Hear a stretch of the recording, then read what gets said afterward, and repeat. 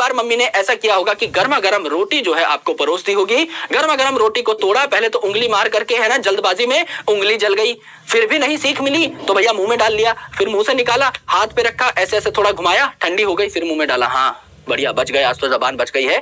तो it is important कि उसको हम क्या करें, घुमाते रहे हाथों में, थोड़ी बहुत हीट लॉस होगी, रोटी का टुकड़ा ठंडा हो जाएगा, उसके बाद उसे मुंह में डाल के चबा लिया जाएगा। एंटीना देखा हुआ है किसी ने? पहले जो है जब मैं छोटा था उस टाइम पे एंटीना वाले टीवीज आते थे, यानी टीवी जो है कई बार उसमें सिग्नल आने बंद हो जाते थे तो छत पे चढ़ के एंटीना हिलाने की जिम्मेदारी मेरी होती थी, है ना। सबसे छोटा बच्चा जो है उसके दो काम होते थे, जब वो थोड़ा सा बड़ा हो जाए तो एंटीना हिलाएगा, और जब वो थोड़ा छोटा है तो वो नीचे से बाकी घर वालों को बताएगा कि हाँ भाई टीवी में आपका सिग्नल आया या नहीं। तो पापा अगर ऊपर खड़े हैं और एंटीना करेक्ट कर रहे हैं तो नीचे से मैं बोलूंगा हाँ पापा आ गया, यहाँ पापा नहीं आया। तो अपना सिग्नल जो है वो कम्युनिकेशन का काम मुझे सौंपा जाता था। आपने अगर देखा है तो आपको आइडिया होगा। तो ये जो एंटीना है इसका काम क्या है, सिग्नल को कैप्चर करना, टीवी तक पहुंचाना। अब सिमिलरली ये जो आसपास के एक्सेसरी पिगमेंट है इनका काम क्या है, अलग अलग वेवलेंथ की लाइट को एब्जॉर्ब करना और मालिक को दे देना, क्लोरोफिल ए मॉलिक्यूल को दे देना। इसीलिए इन्हें तो 680 नैनोमीटर की सनलाइट को इसने एब्जॉर्ब कर लिया, सनलाइट को इसने एब्जॉर्ब कर लिया, सन की एनर्जी इस रिएक्शन सेंटर पे पड़ी तो ये खुशी से झूम उठा और इसने अपने इलेक्ट्रॉन को ऊपर उछाल दिया। जैसे कॉन्वोकेशन में एकदम टोपी उछाल देते हैं ना, हमारे क्लास के तो आधे लोगों ने डिग्री उछाल दी थी ऊपर टोपी पहने रह गए, डिग्री उछाल दिया हवा में। तो यहां पर क्या हुआ मेरे भाई, यहां पर आपने खुशी के मारे अपना इलेक्ट्रॉन ऊपर फेंक दिया, ये है ना। तो ऊपर जो है बैठा है एक इलेक्ट्रॉन एक्सेप्टर, आपने इलेक्ट्रॉन ऊपर फेंका, ऊपर वाला बोला अब नहीं दूंगा, ऊपर के ऊपर ही कैच कर लिया, है ना। अब यह है इलेक्ट्रॉन एक्सेप्टर। प्रकृति क्या कहती है कि चीजें high concentration to low concentration move करेंगी, अंदर खूब प्रोटॉन है, बाहर कम प्रोटॉन है, अंदर से बाहर प्रोटॉन जाना चाहेंगे, बिल्कुल जाना चाहेंगे, पर ये प्रोटॉन है चार्ज, और चार्ज चीजें सीधी सीधी तो मेम्ब्रेन को क्रॉस कर नहीं सकती। तो ये क्या करेंगे, एक मॉलिक्यूल का सहारा लेंगे जिसे हम कहते हैं एटीपी सिंथेज, इसे F0 F1 पार्टिकल कहते हैं। तो यह क्लोरोप्लास्ट का F0 यानी आपका CF0 और यह क्लोरोप्लास्ट का CF1, है ना, जिसे हम कहते हैं एटीपी सिंथेज। अब क्या है, बहुत सारे प्रोटॉन है, बाहर कम प्रोटॉन है, प्रोटॉन बहुत तेजी से भागेंगे, बहुत तेजी से जो है इससे बाहर जाते रहेंगे।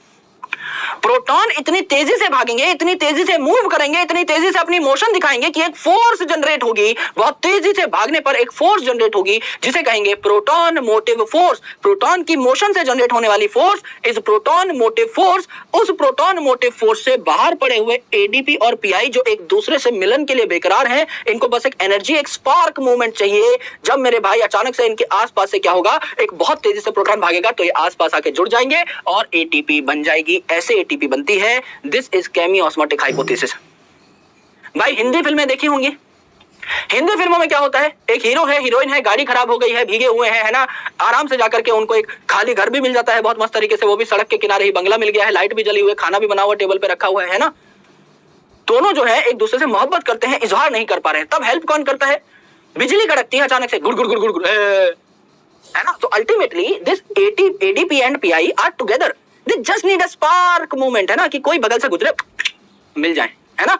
तो एटीपी बन जाती है जब प्रोटॉन बगल से भागता है ना, तब भाई एक मोमेंट क्रिएट होता है, तब जाके बनती है एटीपी। एक्चुअल में ऐसे ही होता है मेरे भाई, है ना। This is actual mechanism. अब वो समझाने के लिए यहाँ नाटकीय रूपांतर कर रहा हूं और मैं बहुत ज्यादा अच्छा एक्टर नहीं हूं मेरे भाई, लेकिन I hope you got my point, I hope आपको पॉइंट समझ में आ गया होगा, है ना। तो अल्टीमेटली बाकी सारी बातें मोहमाया है, ये तीन ही बातें ले लेंगे sir. Thank you, bye. Thank you sir.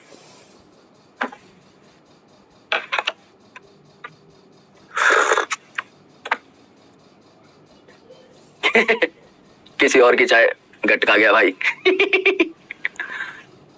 चाय मंगाई नहीं थी, है ना, कभी नहीं मंगाता, आ जाती है तो पी लेता हूँ, छोड़ता नहीं हूँ। तो सर बाहर आए, बोले सर चाय, मैं कहा ले आओ।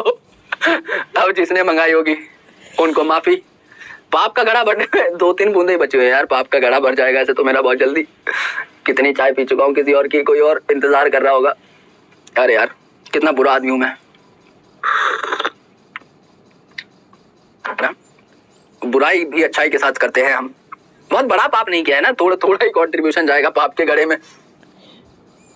गाइस मेरा नाम किसी ने नहीं यार, अब ऐसे आ गई अचानक से चाय, है ना। और मैं सो कम रहा हूँ, पिछले काफी दिनों से मैं कम सो रहा हूँ। फ्रॉम ट्यूसडे नाइट मैं बाहर ही था, और इतना ज्यादा मैं बाहर जाता नहीं हूँ, बहुत एक्सट्रोवर्ट नहीं हूँ भाई, घूमने फिरने का बिल्कुल शौक नहीं है।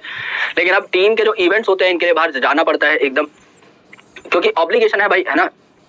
स्टूडेंट से मिलने का भी मन करता है, मजा भी आता है, पर थोड़े ज्यादा इवेंट्स हो गए थे इसीलिए। अब पहले पटना गए थे हम लोग, उसके बाद जस्ट आफ्टर पटना एयरपोर्ट पे रुका मैं, 7-8 घंटे के लिए लॉन्च में रुका था, क्योंकि जस्ट अगली फ्लाइट थी सेम दिन जिस दिन मैं पटना से वापस आया था। तो घर भी नहीं गया, वहीं सो गया आराम से।